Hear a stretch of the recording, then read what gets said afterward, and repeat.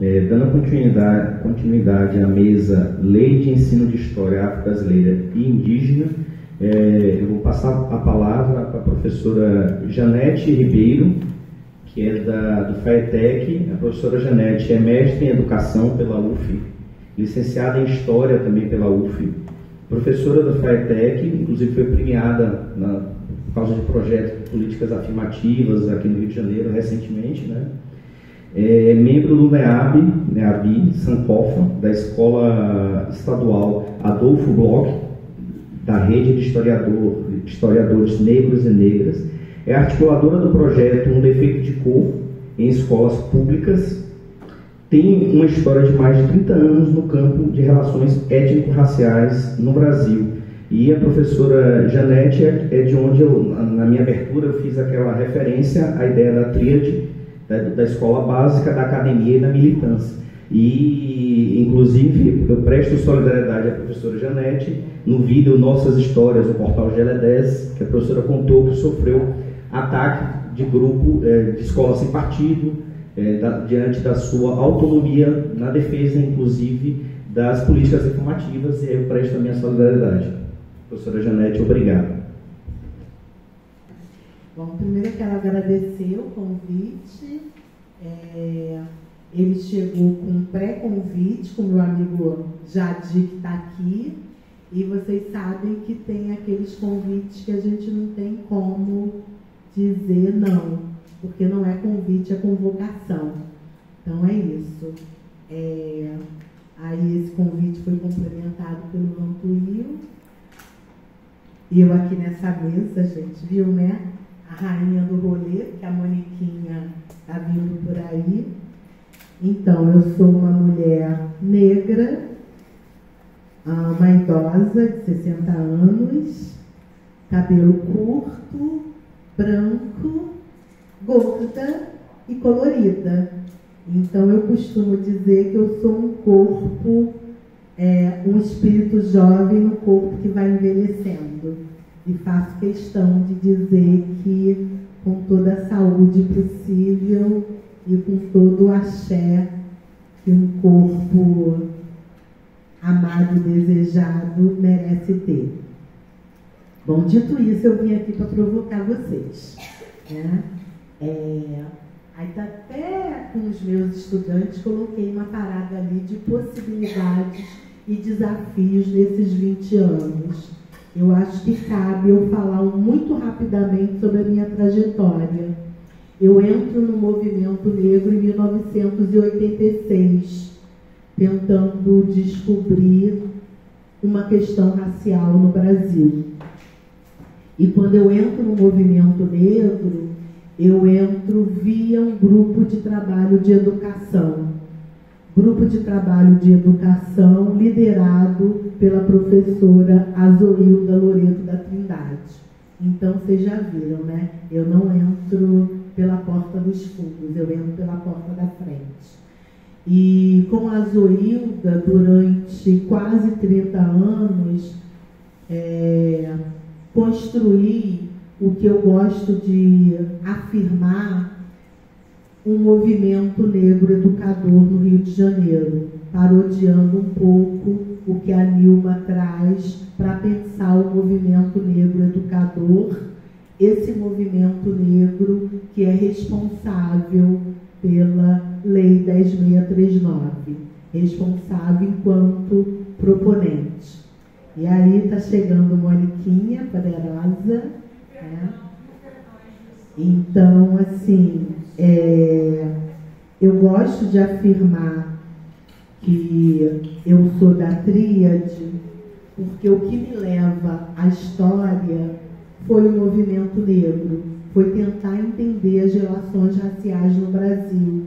Porque no próprio movimento, na década de 80, havia uma disputa entre a academia, né? Havia também um movimento muito forte de pressão pelas questões de gênero, porque não era uma questão hegemônica, né? Para vocês terem uma ideia, o primeiro encontro de mulheres negras do Rio de Janeiro, ele foi proposto por professoras. Então eu tenho muito orgulho de estar nessa categoria de mulheres negras que propõem a mudança dessa sociedade.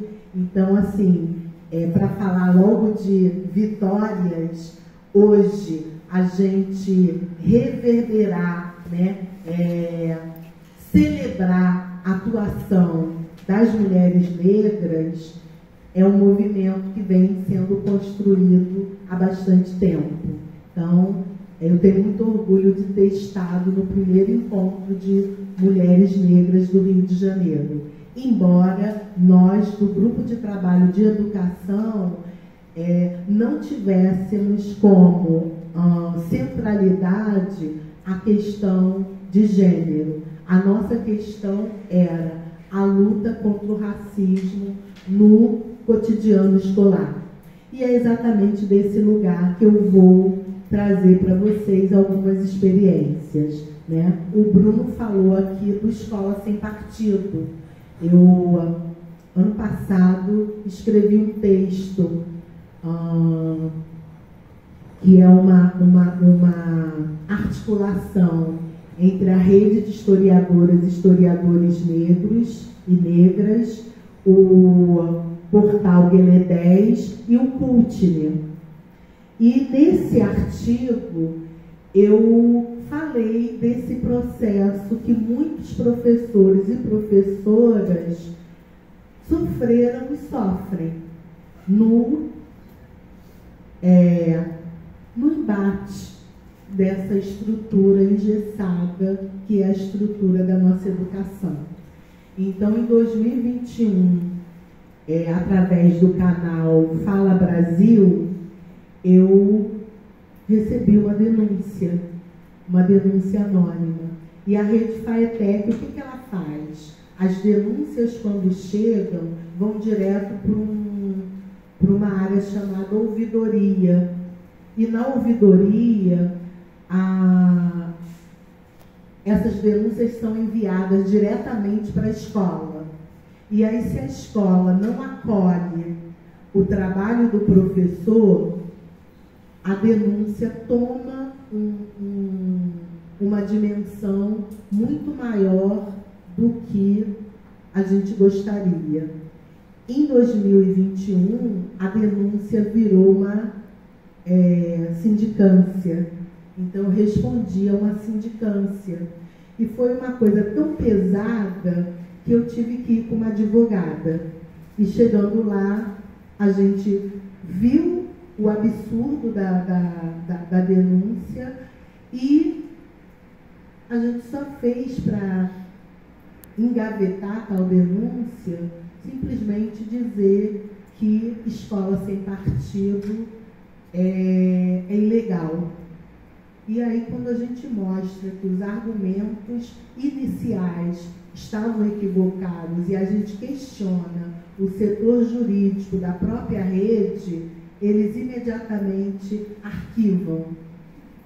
Pois é, foi isso que aconteceu. Agora, eu só descobri que isso foi arquivado esse ano, durante uma visita na nossa escola, que é uma escola técnica estadual da área de comunicação. O nome é Adolfo Bloch.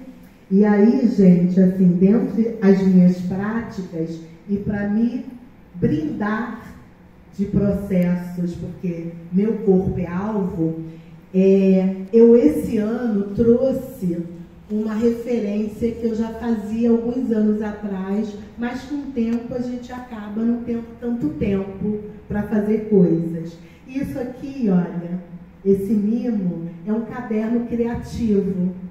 Os estudantes são divididos nas minhas turmas em equipes e cada equipe precisa narrar uma aula que a gente teve.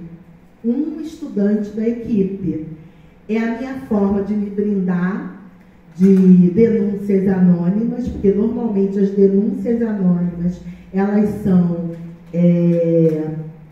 assinadas por responsáveis que ouviram alguma coisa dos filhos e das filhas. Eu desconfio, mas ainda não tive tempo de parar para investigar, que dentro da minha escola tem uma célula da Escola Sem Partido. Isso porque esse ano, de novo, eu estou sendo denunciada, né? Perseguida.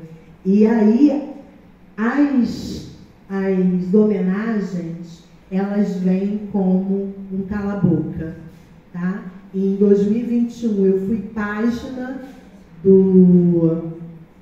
desse veículo de comunicação da rede, de primeira página, e aí é muito legal que tem a ver com o que a gente também vai mostrar depois rapidamente, que é de novo uma estratégia pedagógica aprendida com os estudantes, mas também de blindagem, né? Que é você ter veículos públicos. Um deles é o Instagram e com o trabalho dos estudantes. E o outro é esse aqui, que eu gostaria, porque elas hoje de manhã marcaram, né, o quanto é significativo a gente firmar territórios, e aí elas marcaram aqui, que eu vou ler rapidamente, gente. História do Adolfo Bloch, que é a escola onde eu trabalho.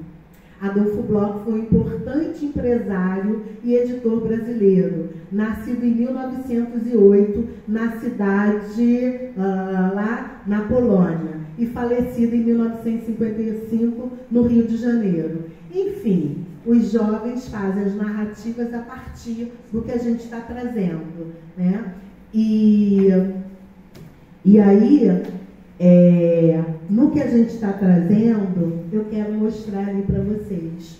Porque para lidar com as perseguições em sala de aula, e isso tem muito a ver com o que o Sérgio falou, né? No início da implementação da lei, você tinha experiências de professoras e professores, sobretudo de professoras ligadas ao movimento negro, tá? E fazendo um trabalho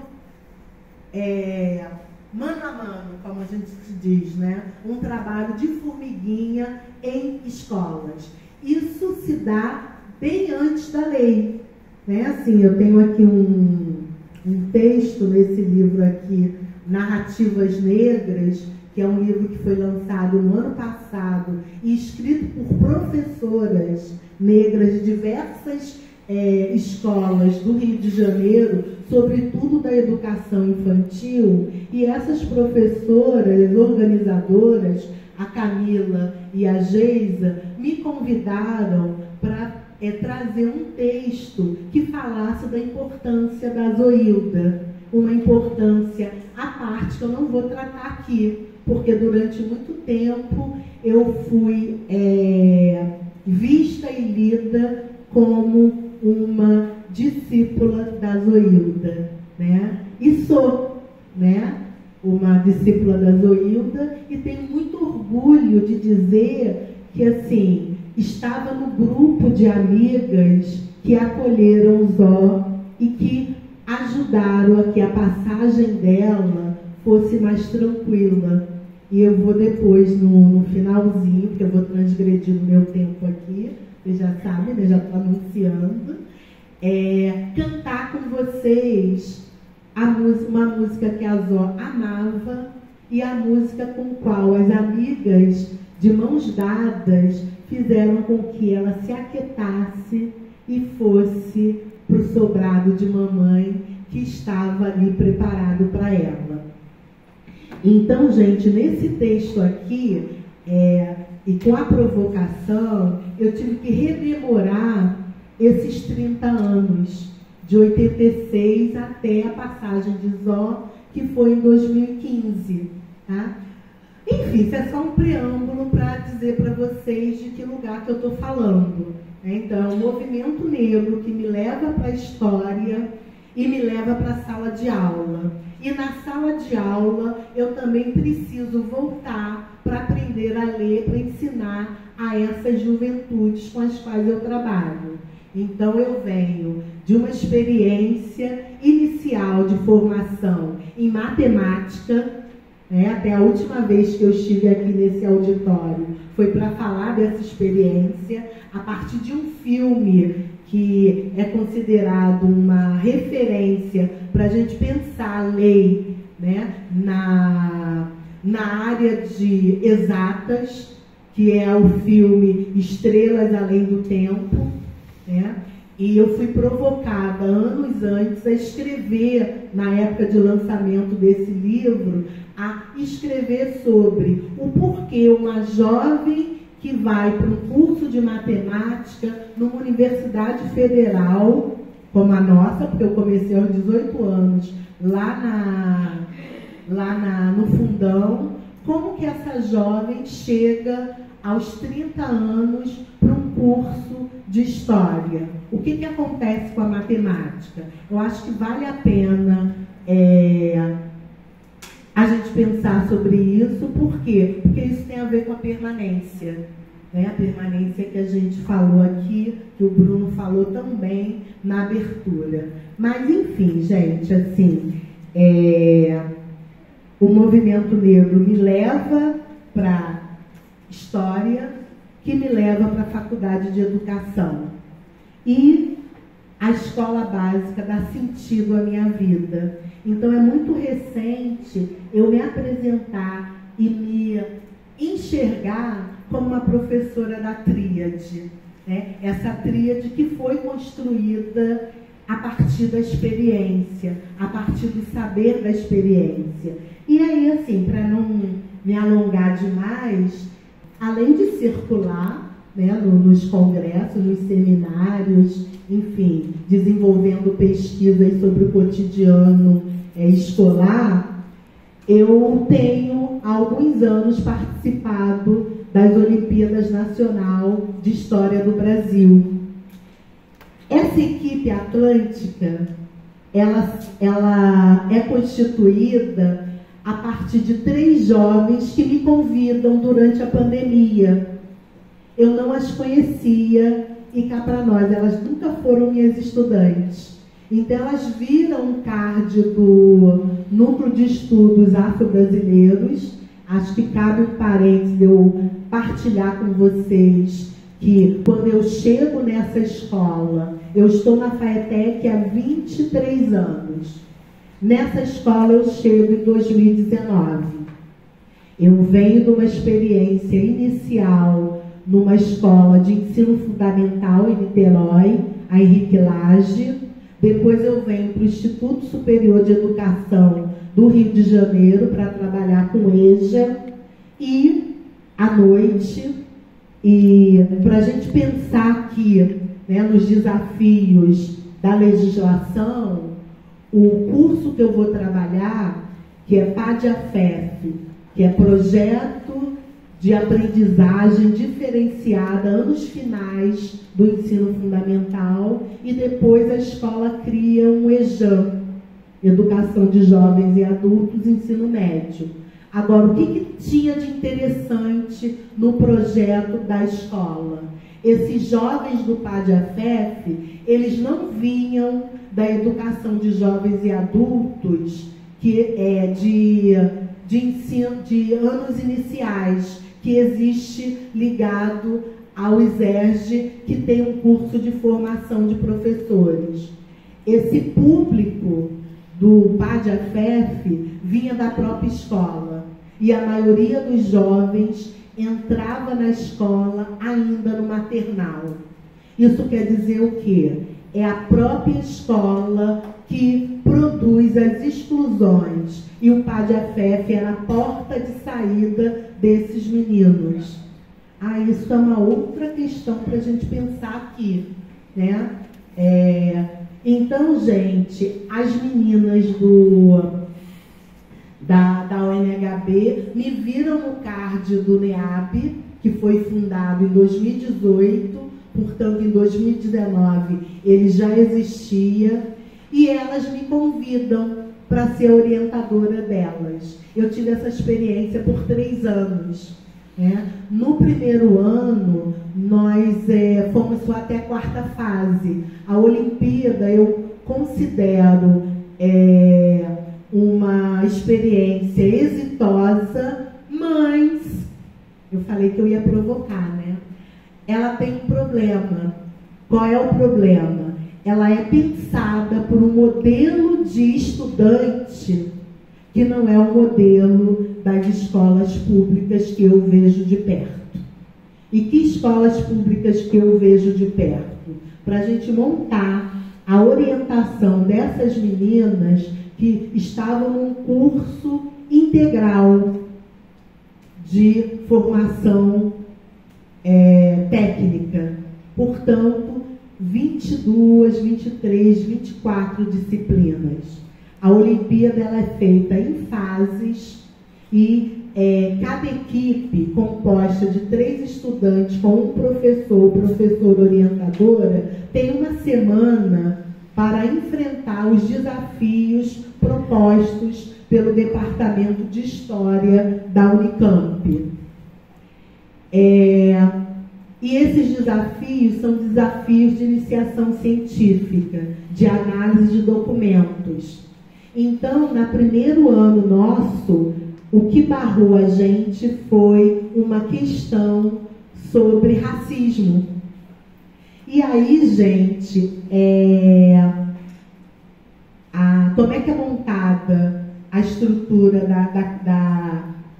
da Olimpíada? Você tem análise de documental e você tem 4 alternativas. Uma que vale 1, uma que vale 4, uma que vale 5 e uma que não tem o menor sentido. E aí, cada questão ela precisa ser debatida, analisada pela equipe, até que a equipe chegue ao que poderia avançar no conhecimento sobre a temática que a UNHB coloca para a gente. Então, nós chegamos nessa questão da 4ª fase e fomos barradas. Uma questão com texto da Djamila, enfim, as meninas ficaram ali, olha, qual é a melhor. A gente só sabe que foi essa questão que nos barrou porque a gente se aquilomba. Então, a gente, para construir e enfrentar os desafios intensos da Olimpíada, nós nos articulamos com outras escolas públicas. E aí, ao longo desses anos de Olimpíada, a gente se aquilomba com o Colégio Pedro II, Unidade Niterói, com o Cefet, Unidade Maracanã, e nós da ETEAB. Primeiro ano era só uma equipe. Nos anos seguintes, dentro da escola, a gente foi fazendo propaganda. Então, nós chegamos até 7 equipes na UNHB. Nos anos seguintes, nós chegamos até a 5ª fase, né? Só não conseguimos ainda chegar ao Unicamp. E, ok, já estou concluindo. Então, assim, o que é interessante das meninas? Para lidar com a frustração de não chegarmos, não passarmos da 4ª fase, o nosso grupo do Pedro II passou para outra fase. Por isso que a gente sabe que foi essa a questão que nos derrubou. Aí, nesse mesmo ano, a rede de historiadores e historiadoras negras fez uma jornada, Novembro Negro, e a gente se inscreveu, fazendo uma homenagem a Beatriz Nascimento, Maria Beatriz Nascimento. Então, as meninas escreveram um oriqui para Beatriz. Eu vou passar isso aí, porque vocês acessem lá a nossa rede, que está tudo lá, tá? Então é isso, essas jovens atlânticas que eu tenho muito orgulho, aí passa de novo, e essas jovens que o nosso projeto de história transgressora na escola é um projeto da gente trazer, articular o cotidiano da escola com o que acontece fora da escola. Então, funcionando em tríade, né? Então, a gente vai a espaços culturais, exposições, espaços institucionais. Nossa última atividade foi semana passada. Fechamos o Estação Net Botafogo com o filme sobre o Claudinho Bochecha, Nosso Sonho. E, à tarde, nós fomos ao Arquivo Nacional, numa homenagem a Beatriz Nascimento. E conseguimos articular para que, de novo, as Atlânticas fizesse a homenagem a Beatriz lá. E é muito legal, gente, trazer as Atlânticas aqui hoje, homenageá-las, porque as três estão aqui nessa universidade. Uma fazendo relações internacionais, a outra fazendo jornalismo e a única que continuou no curso, dando continuidade ao curso técnico, fazendo publicidade. Então eu tenho muito orgulho de ter sido, de certa forma, mentora dessas meninas. E aí eu estou falando mentora porque elas mesmas falaram isso. Aí o próximo slide já está acabando, tá? Tudo isso tem um custo, né? E aí eu queria apresentar esse vídeo para vocês. É isso, mereci um boletim de ocorrência. Menores foram impedidas de passar no metrô, deveria ser gratuidade. Se não tivesse mais eu acho que eu posso descrever rapidinho. Esse vídeo é o seguinte: qual é o grande problema da gente sair da escola? É o investimento. A gente sabe que hoje o grande problema para a gente implementar as leis é o investimento. O investimento está muito mais a nível externo do que interno na escola. Como assim? Na escola você precisa que a gestão assuma como compromisso, né, a implementação da lei. Como é que funciona na minha escola? Nem tudo a gente consegue os recursos para pagar ônibus. E aí a gente trabalha com o Rio Card. Só que esse caso que está aqui, é um vídeo pequenininho que eu fiz mesmo para provocar, e ele não está público. O metrô e a Supervia, eles entendem que o passe livre é da escola até em casa. Se o menino e a menina quer ir ao cinema, ou ir ao museu, ou a qualquer outro lugar, não pode. Então é disso que eu estou falando, né? O quanto que, para a gente enriquecer o currículo e fazer os diálogos possíveis para que os meninos percebam que a cidade precisa ser de todo mundo, a gente tem esse problema, né? O próximo vídeo. Aí a minha subjetividade fechando para vocês, né? Sobre esse Novembro Negro de 2023 e esses 20 anos da lei. É uma percepção que ela ainda está em processo, mas que eu gostaria de compartilhar e provocar vocês para uma discussão. O Novembro Negro deste 2023 se demonstra diferente. O número de atividade nas redes se intensificou exponencialmente. Há ativistas, promoter do antirracismo e oportunistas de plantão. Precisamos de todos para fazermos valer a legislação.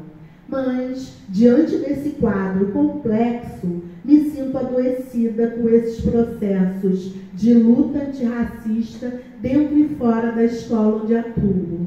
Continuo aprendendo a arte de ler para ensinar com minhas pessoas camaradas, me apropriando de minha trajetória e percebendo meu legado recebido e a passar. Eis meu desafio. Tem sido uma tarefa árdua e muito dolorida. Ao mesmo tempo, inventariar uma vida dedicada à busca de caminhos antirracistas me trouxe até aqui. Por isso eu reafirmo com vocês, eu não ando só. E aí não andar só é trazer